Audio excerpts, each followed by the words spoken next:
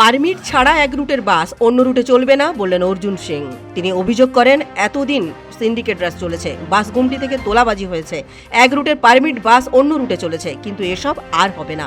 আজ ব্যারাকপুরে পুরনো কোর্ট থেকে ধর্মতলা পর্যন্ত নতুন বাস রুট উদ্বোধন করতে এসে চাঁচা ছোলা ভাষায় কথা শুনিয়ে দিলেন পরিবহন মন্ত্রী অর্জুন সিং। প্রত্যেকটা রুটে এখানে রুট পারমিট নেই, পারমিট আছে হিঙ্গলগঞ্জে, চলছে ব্যারাকপুরে।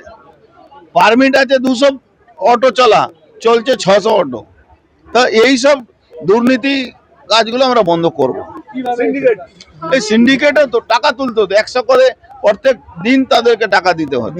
আমি বলছি যেখানে তোমার পারমিট আছে সেখানে চালাও। তিনি বলেন, রাজ্যে নতুন বাসের পার্টস, টায়ার সব গায়েব হয়ে যায়। এগুলো বন্ধ করতে পারলে রাজ্যে সোনা বাস চলবে। বিদেশের মতো রাজ্যে হুট খোলা ডাবল ডেকার বাস চালাতে চাইছে রাজ্য সরকার, তবে সেটা শুধুমাত্র ট্যুরিজমের জন্য, বললেন পরিবহন মন্ত্রী। তিনি বলেন, রাজ্যে ডাবল ইঞ্জিন সরকার পরিবহন ব্যবস্থাকে ঢেলে সাজানোর পরিকল্পনা করেছে। টায়ার চুরি, পার্টস চুরি, এটা বিগত সরকারের আমরা দেখেছি।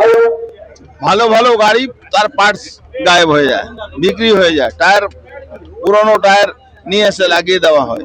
তো এই লিকেজগুলো যদি বন্ধ করে দেওয়া যেতে পারে তাহলে সোনা বাস চালানো যেতে পারে। আমার কথাটা কোনো ভুল নয়, কেন যা যা আয় হবে তার থেকে ব্যয় খুব কম থাকে, কিন্তু এখানে ব্যয় বেশি হয়ে যাচ্ছে, আয় কমে যাচ্ছে। এরকম মাঝে মাঝে আমাদের কাছে কমপ্লেন আসছে, কোনো ড্রাইভার হয়তো বদমাশি, জানেন তো এখনো পুরনো ভাইরাসটা কিছু কিছু জায়গা আছে, সেই ভাইরাসরা আমাদের পরিকল্পনাগুলোকে, আমাদের যে প্রজেক্টগুলোকে তারা বানচাল করার চেষ্টা করছে।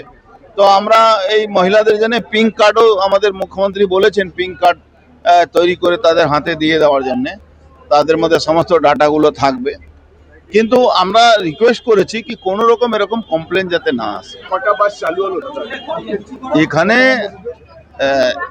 A11 আছে, S11। দেখুন, বাসের কোনো অভাব নেই, বাস চলবে, যতগুলো বাস দরকার হবে। এক একটা বাস 4 থেকে 5টা ট্রিপ করবে, অসুবিধা হবে না। ট্রামকেও নতুন করে ফিরিয়ে আনার পরিকল্পনার কথা ঘোষণা করলেন পরিবহন মন্ত্রী অর্জুন সিং। একই সঙ্গে রাত ভোর পরিবহন ব্যবস্থা সচল রাখার পরিকল্পনা নিয়েছে শুভেন্দু অধিকারী সরকার। ব্যুরো রিপোর্ট, পূবের কলম ডিজিটাল।